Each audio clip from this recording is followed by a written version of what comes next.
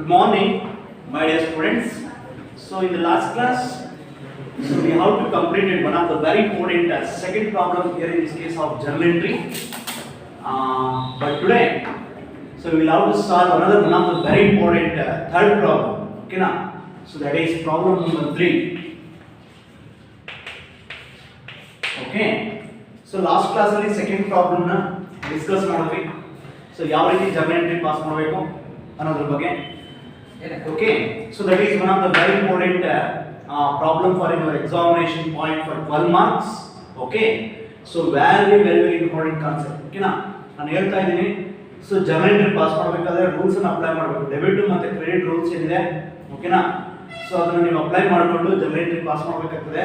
That is one of the very important concept. Okay. So whatever it is, first problem ನೋಡೋಣ. Problem number 3. Journalize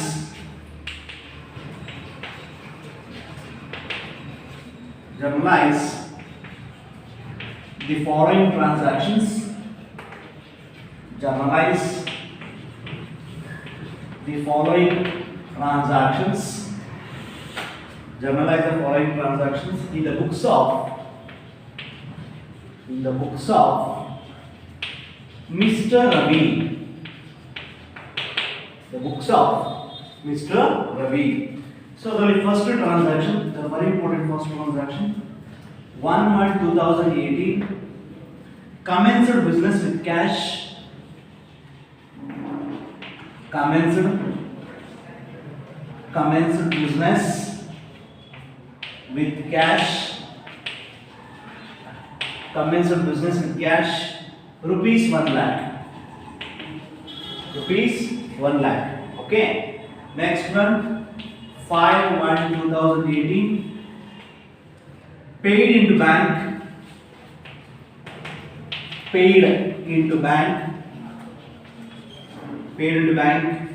rupees 5,000. Okay. Next 6/1/2018, purchased goods for cash,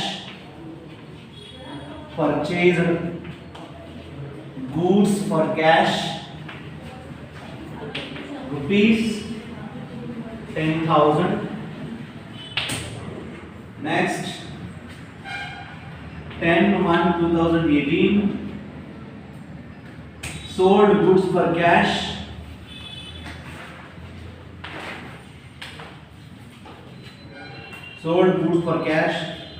rupees 8,000. Next 12/1/2018, paid rent, rupees 5,000. Next 15/1/2018, commission received for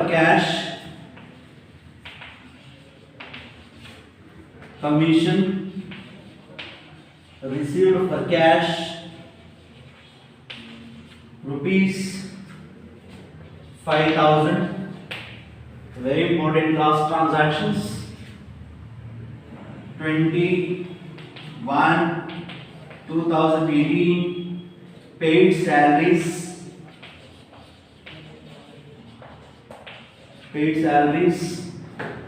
by check, rupees 10,000. Are you clear? So nodi, this is one of the very important problem. Are you clear? Journalize the following transactions in the books of Mr. Ravi. Okay. So Ravi ದು transactions ಕೊಟ್ಟಿದ್ದಾರೆ. ನೋಡಿ 1/1/2018 ಅಲ್ಲಿ ಏನು transaction ಆಗಿದೆ? Commenced business with cash rupees 1 lakh. ಒಂದು business organization commence ಆಗಿದೆ. ಓಕೆನಾ? ಯಾವತ್ತು 1/1/2018. ಕ್ಲಿಯರಾ? ಒಬ್ಬ ಪ್ರೊಪ್ರೈಟರ್ ಆದವನು ಸಂಸ್ಥೆಗೆ ಬರಬೇಕಾದ್ರೆ 1 lakh ರೂಪಾಯಿ ಅಮೌಂಟ್ ನ ತಗೊಂಡ್ಬಂದಿದ್ದಾನೆ. Next 5/1/2018, paid into bank rupees 5,000. 5ನೇ ತಾರೀಕು ಏನಾಗಿದೆ? paid into bank. ಏನು ಪೇ ಮಾಡಿದೀವಿ? cash paid into bank rupees 5,000. Next 6/1/2018, purchased goods for cash rupees 10,000. Next 10/1/2018 sold goods for cash rupees 8,000. Next 12/1/2018 paid rent rupees 5,000. Next 15/1/2018 commission received for cash rupees 5,000. 21/2018 paid salaries by check rupees 10,000. Okay, so these are all the very important transactions. Using this type of transactions we will have to pass the journal entries. Okay, ಈಗ journal entry ನಾವು pass ಮಾಡಬೇಕಾಗುತ್ತೆ. So very important, journal entry pass ಮಾಡಬೇಕು ಅಂದಾಗ first ಒಂದು format ready ಮಾಡ್ಕೊಬೇಕು.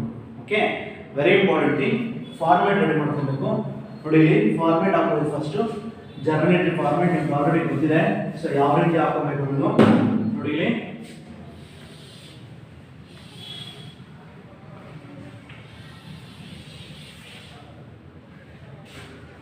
ಒಂದು date column, ಒಂದು particulars column, ಒಂದು ಲೆಡ್ಜರ್ ಫೋಲಿಯೋ, ಒಂದು ಡೆಬಿಟ್ ಕ್ರೆಡಿಟ್. ಇಲ್ಲಿ ಬೇರೆ ಬರೀರಿ journal entries in the books of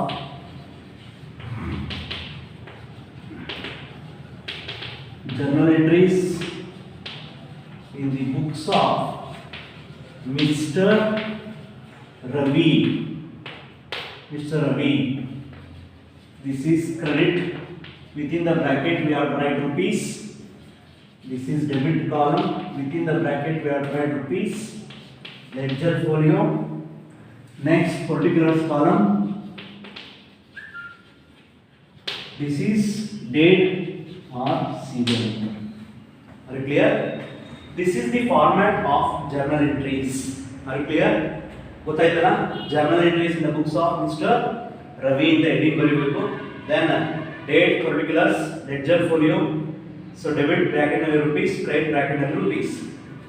ಈ ಫಾರ್ಮ್ಯಾಟ್ ಹಾಕಿದ್ಮೇಲೆ then ಒಂದೊಂದೇ ಎಂಟ್ರೀಸ್ ನಾವು ಏನು ಮಾಡಬೇಕಾಗುತ್ತೆ? ಪಾಸ್ ಮಾಡಬೇಕಾಗುತ್ತೆ entries, journal entries. First we will have to take 1/1/2018 ಏನ್ ಟ್ರಾನ್ಸಾಕ್ಷನ್ ಆಗಿದೆ? Commenced business with cash rupees 1 lakh. Business commence ಆಗಿದೆ. ಕಮೆನ್ಸ್ ಆದ್ಮೇಲೆ ಕ್ಯಾಶ್ ಬಂದಿದೆಯಾ? ನಮ್ಮ ಆರ್ಗನೈಸೇಷನ್ ಕ್ಯಾಶ್ ಬಂದಿದೆ, ಹೌದಲ್ವಾ? ಓಕೆ, ಕ್ಯಾಶ್ ಬಂದಿದೆ. ಬಿಸ್ನೆಸ್ ಕಮೆನ್ಸ್ ಆಗಿದೆ ಅಂದ್ರೆ ಕ್ಯಾಶ್ ಬಂದಿದೆ. ಓಕೆ, ಕ್ಯಾಶ್ ಅಸೆಟ್ ಆಗಿಬಿಟ್ಟಿನ 100% cash is an asset. Asset rule ಏನಿರುತ್ತೆ? Increases in asset is debited. ಓಕೆನಾ? ಅಸೆಟ್ ಯಾವತ್ತೇ ಇನ್ಕ್ರೀಸ್ ಆಗಿರಲಿ ಅದು ಡೆಬಿಟ್ ಮಾಡ್ಕೋಬೇಕು. ಕ್ಲಿಯರಾ? ನೋಡಿ cash account debit first 1/1/2018. Okay, ನೋಡಿ ಕ್ಯಾಶ್ ಅಕೌಂಟ್ ಡೆಬಿಟ್. ಓಕೆ, ಒಬ್ಬ ಪ್ರೊಪ್ರೈಟರ್ ಆದವನು ಕ್ಯಾಶ್ ಅನ್ನ ಸಂಸ್ಥೆಗೆ ತಂದಿದ್ದಾನೆ ಅಂದ್ರೆ that is called as a capital. Okay, capital increase ಆಗುತ್ತೆ. Increase in capital is credited. Capital is a liability. ಓಕೆನಾ? Increases in liability is credited. Increase in liability is credited. Okay, ಅವಾಗ to capital account, to capital account. To ಯಾವತ್ತೂ ಕೂಡ cash ಬರೆದಿರಲ್ಲ, ಅದು ಸ್ವಲ್ಪ side ಅಲ್ಲಿ ಬರೀಬೇಕು. ಕ್ಲಿಯರಾ? ನೋಡಿ ಅದು ಕೆಳಗಡೆ ಸ್ವಲ್ಪ ಸ್ಪೇಸ್ ಬಿಟ್ಟು ಮುಂದೆ ಬರೀಬೇಕು. ಟು ಕ್ಯಾಪಿಟಲ್ ಅಕೌಂಟ್ ಬ್ರಾಕೆಟ್ ನಲ್ಲಿ being commenced business, commenced business, business with cash, commenced business with cash. ಕ್ಲಿಯರಾ? ಸೊ ಎಷ್ಟು? 1 lakh rupees, 1 lakh debit, 1 lakh credit. ಗೊತ್ತಾಯ್ತಲ್ಲ? So okay, 1 lakh debit, 1 lakh credit. ಗೊತ್ತಾಯ್ತಲ್ಲ? ಇದು ಜರ್ನಲ್ ಎಂಟ್ರಿ. ಇದ್ರ ಕೆಳಗಡೆ ಬರ್ದಿದೀವಲ್ಲ being commenced business with cash, this is called narration. Narration ಅಂದ್ರೆ ನಿಮ್ಗೆ ಆಲ್ರೆಡಿ ಹೇಳ್ಬಿಟ್ಟಿದ್ದೀನಿ. Narration is nothing but a brief explanation about the journal entry. So that one we have written in with in the bracket under the that is called journal entry. Okay, so ಇಲ್ಲಿಗೆ first entry clear ಆಯ್ತು. ಗೊತ್ತಾಯ್ತಲ್ಲ? First transactions clear ಆಯ್ತು. Commenced business with cash rupees 1 lakh. Cash is an asset. Asset ಬರ್ತಾ ಇದೆ, rice ಆಗ್ತಾ ಇದೆ ಅಂದ್ರೆ increases in asset is debited. So that's why cash account debit. ಓಕೆನಾ? ಒಬ್ಬ ಪ್ರೊಪ್ರೈಟರ್ ಆದವನು ಕ್ಯಾಶ್ ಅನ್ನ ಸಂಸ್ಥೆಗೆ ತಗೊಂಡ್ಬರ್ತಿದ್ದಾನೆ ಅಂದ್ರೆ that is called as a capital. That rule is called increases in capital is credited. Okay, so that's why to capital account. Okay, so within the bracket we have to write the narration. Really, being commenced business with cash 1 lakh debit, 1 lakh credit. Okay, so again first transaction is completed. Okay, now come to the second one. 5/1/2018. 5/1/2018 ಏನ್ transaction ಆಗಿದೆ? paid into bank rupees 5000. paid into bank ಏನನ್ನ pay ಮಾಡಿದೀವಿ? Understood ಅಲ್ಲಿ cash paid into bank ಅಂತ. ಓಕೆನಾ? Cash paid into bank. Okay, paid into bank rupees 5000. ಇಲ್ಲಿ ಬ್ಯಾಂಕಿಗೆ pay ಮಾಡ್ತಾ ಇದೀವಿ. ನಮ್ಮ ಹತ್ರ ಇರ್ತಕ್ಕಂಥ ಕ್ಯಾಶ್ ಅನ್ನ ಬ್ಯಾಂಕಿಗೆ ಪೇ ಮಾಡ್ತಾ ಇದೀವಿ ಅಂದ್ರೆ ಬ್ಯಾಂಕಿನ ಆಸ್ತಿ ಜಾಸ್ತಿ ಆಗ್ಬೇಕಾ ಕಮ್ಮಿ ಆಗ್ಬೇಕಾ? ಓಕೆನಾ? ಜಾಸ್ತಿ ಆಗ್ಬೇಕು. ಓಕೆನಾ? Bank is an asset, increases in asset is debited. ಓಕೆನಾ? ಹಾಗಾಗಿ ನೋಡಿ 5/1/2018. 5/1/2018. ಓಕೆ, ನೋಡಿ so bank account debit, bank account debit. Okay, so ಈಗ ಬ್ಯಾಂಕಿಗೆ ಕಟ್ತಾ ಇದೀವಿ, ಕೊಟ್ವಿ ಅಂದಾಗ ನಮ್ಮ ಹತ್ರ ಇರತಕ್ಕಂತ ಕ್ಯಾಶ್ ಕಡಿಮೆ ಆಗ್ಬೇಕಾ ಜಾಸ್ತಿ ಆಗ್ಬೇಕಾ? ಕಮ್ಮಿ ಆಗ್ಬೇಕು. Okay, decreases, cash is an asset, decreases in asset is credited. Okay, aವಾಗ to cash account, bank account debit to cash account, cash account. Okay, so very being paid into bank.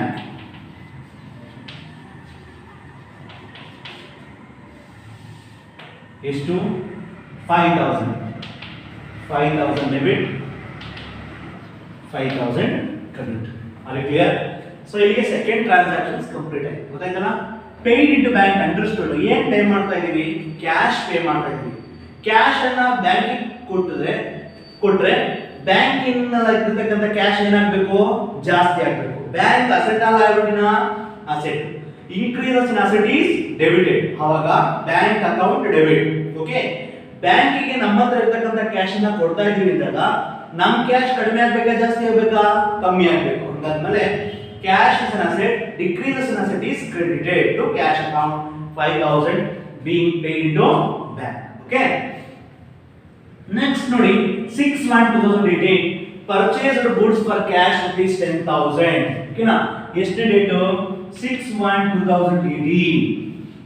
ಕ್ಲಿಯರಾ? 6/1/2018 ಏನ್ transaction ಇದೆ? purchased goods for cash rupees 10,000. purchased goods for cash. Okay, purchases ಅಂದ್ರೆ purchase ಮಾಡ್ತಾ ಇದೀವಿ ಅಂದಾಗ that is called as an asset. ಓಕೆನಾ? So ಏನೋ ಒಂದು ಪರ್ಚೇಸ್ ಮಾಡ್ತಾ ಇದೀವಿ ಅಂದಾಗ ನಮ್ಮ ಸಂಸ್ಥೆಗೆ ಬರ್ತಾ ಇದೆ. ಓಕೆನಾ? ಬಂದ್ಮೇಲೆ ಆ ಆಸ್ತಿ ಜಾಸ್ತಿ ಆಗ್ಬೇಕಾ ಕಮ್ಮಿ ಆಗ್ಬೇಕಾ? ಜಾಸ್ತಿ ಆಗ್ಬೇಕು. ಓಕೆನಾ? So that is increases in asset is debited. ಹಾಗಾಗಿ purchases account debit. ಓಕೆನಾ? ಹಾಗಾಗಿ ನೋಡಿ ಇಲ್ಲಿ ಯಾವುದು ಪರ್ಚೇಸ್ ಮಾಡಿದೀವಿ ಅಂತ ಕೊಟ್ಟಿಲ್ಲ. ಈಗ ಪರ್ಚೇಸ್ ಆಫ್ ಫರ್ನಿಚರ್, ಮಿಷನರಿ ಇದೇನು ಕೊಟ್ಟಿಲ್ಲ, ಬರೇ ಪರ್ಚೇಸ್ ಕೊಟ್ಟಿದ್ದಾರೆ. ಯಾವುದೋ ಒಂದು ಐಟಮ್ ಪರ್ಚೇಸ್ ಮಾಡಿದ್ವಿ, ಪರ್ಚೇಸ್ ಇಸ್ ಅನ್ ಅಸೆಟ್. ಹಂಗಾಗಿ increase in asset is debited. ಹಾಗಾಗಿ ನೋಡಿ that is called purchases account debit. Purchases account debit.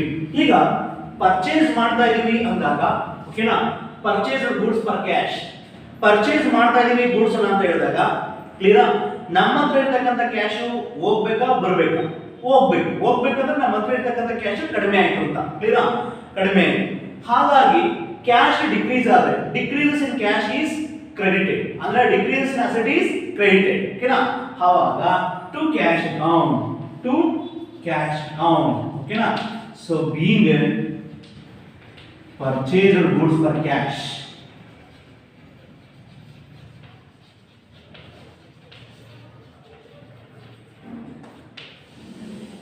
is to 10,000 debit, 10,000 credit. Are you clear? ಗೊತ್ತಾಯ್ತಲ್ಲ?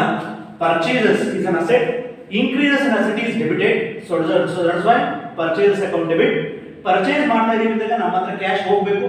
ಕ್ಯಾಶ್ ಕಡಿಮೆ ಆದ್ರೆ that is called decreases in asset ಅಂತ.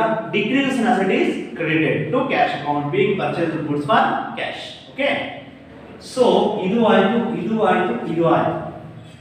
Next 10/1/2018 sold goods for cash rupees 10,000. sold goods for cash. ಎಷ್ಟು date?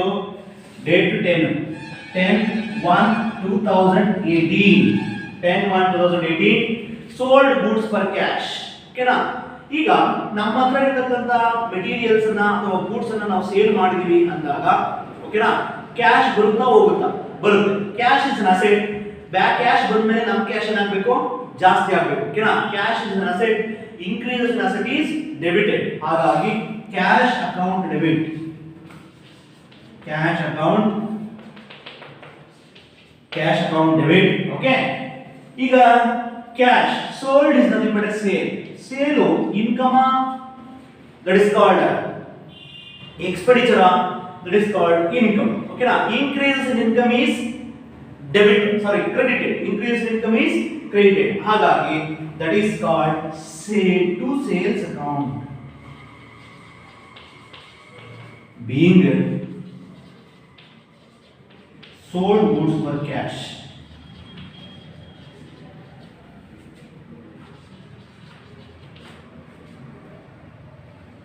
8,000 debit, 8,000 credit. Clear? ನೋಡಿ, sold goods for cash. ಓಕೆನಾ?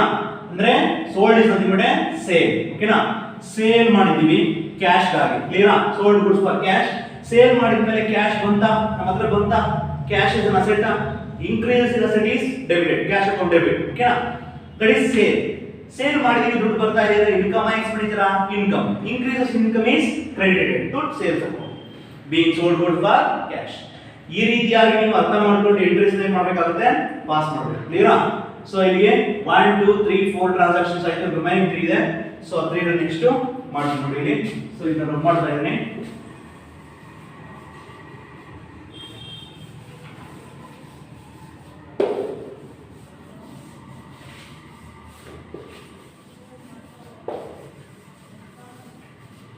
Right. 12/1/2018 paid rent rupees 5,000. Paid rent rupees 5,000. ನೋಡಿ 12/1/2018. Okay, paid rent. Rent ಅನ್ನ ಕೊಟ್ಟಿದ್ದೀವಿ. Rent ಅಂದ್ರೆ ಬಾಡಿಗೆ ಅಂತ ಅರ್ಥ. ಓಕೆ, ರೆಂಟ್ ಬಾಡಿ ಕೊಡ್ತಾ ಇದೀವಿ ಅಂದಾಗ ಇನ್ಕಮ್ ಎಕ್ಸ್ಪೆಂಡಿಚರ್? ಎಕ್ಸ್ಪೆಂಡಿಚರ್. ಓಕೆನಾ? ಆ increases in expenditure is debited. Increase in expenditure is debited. ಹಾಗಾಗಿ that is rent account debit. Rent account debit. Okay. 2. ಈ ರೆಂಟ್ ಕೊಡ್ತಾ ಇದೀವಿ, ಬಾಡಿ ಕೊಡ್ತಾ ಇದೀವಿ ಅಂದಾಗ ನಮ್ಮ ಕ್ಯಾಶ್ ಕಡಿಮೆ ಆಗಬೇಕಾ ಜಾಸ್ತಿ ಆಗಬೇಕಾ? ಕಡಿಮೆ ಆಗಬೇಕು. Decreases in asset is credited. ಓಕೆನಾ? Cash is an asset. ಓಕೆನಾ? ಡಿಕ್ರೀಸ್ ಆಯ್ತು ಕ್ಯಾಶ್ ಅಂದಾಗ that is called credited. Okay. To cash account. Rent account debit to cash account. Being paid rent is to 5,000 debit, 5,000 credit. Are you clear? Next transaction ನೋಡಿ, ಗೊತ್ತಾಯ್ತಲ್ಲ? paid rent is an expenses. Increase in expenses is debited, so rent account debit. So rent pay ಮಾಡ್ತಾ ಇದೀವಿ, ನಮ್ಮ cash ಕಡಿಮೆ ಆಗಬೇಕು. Decrease in asset is credited to cash account being paid rent. Okay. Next 15/1/2018 commission received for cash. Commission received. Commission ಪಡ್ಕೊಂಡಿದೀವಿ cash ಮುಖಾಂತರ ಅಂದ್ರೆ ನಮ್ಮ cash ಜಾಸ್ತಿ ಆಗಬೇಕಾ ಕಮ್ಮಿ ಆಗಬೇಕಾ? ಕಮಿಷನ್ ಬಂದಿದೆ. ಓಕೆ, ನಾನಾ ಮೂಲಗಳಿಂದ ಕಮಿಷನ್ ಬಂದಿದೆ. ಕಮಿಷನ್ ಬಂದ್ಮೇಲೆ ಕ್ಯಾಶ್ ನಮ್ಮ ಕ್ಯಾಶಲ್ಲಿ ಬಂದಿದೆ ಅಂದಾಗ ನಮ್ಮ ಸಂಸ್ಥೆ ಇರತಕ್ಕಂತ ಆಸ್ತಿ ಏನು ಕ್ಯಾಶ್ ಇದೆ, ಆ ಕ್ಯಾಶ್ ಜಾಸ್ತಿ ಆಗಬೇಕಾ ಕಮ್ಮಿ ಆಗಬೇಕಾ? ಜಾಸ್ತಿ ಆಗಬೇಕು. ಹಾಗೆ that is called cash account debit. Date ನೋಡಿ 15/1/2018 cash account debit. 2. Commission received. Income expenditure? Income. Increases in income is credited. Increases in income is credited. So that's why commission received account to commission received account. Commission received account being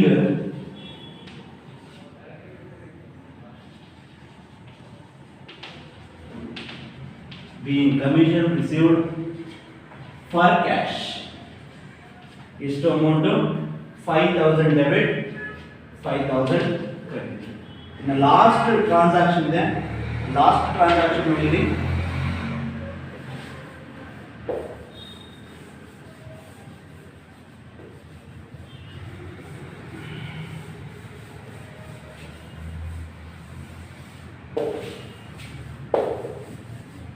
ನೋಡಿ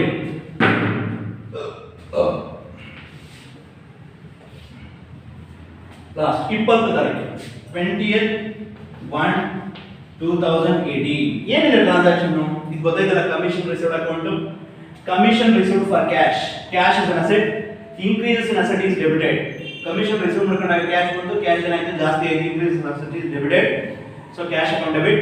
commission received is income, increases in income is credited, so that's why commission received account being commission received for cash. Okay, next 21/2018 paid salaries by check. Check is nothing but a bank, check is nothing but a bank. Okay, paid salaries by check. Okay na, salary ಕೊಡ್ತಾ ಇದೀವಿ ಅಂದಾಗ, salaries ಕೊಡ್ತಾ ಇದೀವಿ ಅಂದಾಗ ನಮ್ಮ ಸಂಸ್ಥೆಗೆ income expenditure expenditure, ಹಾಗಾಗಿ increase in expenditure is debited, so that's why salary account debit,